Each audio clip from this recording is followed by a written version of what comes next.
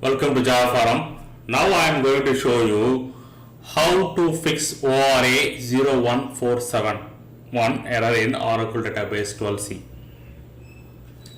So I have logged into SQL Plus Editor as a common user called C#Scott. Make sure that you know permission to execute the SQL queries. Okay. So here there's one table called person. I am going to create one synonym for the table called person. So let me create synonym person for person.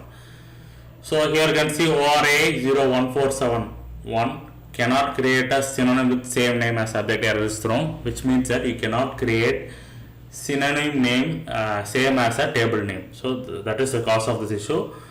So provide the synonym name which is different from the table name. So that will be the fix for this ORA-01471 issue. So now you can see that synonym is created successfully.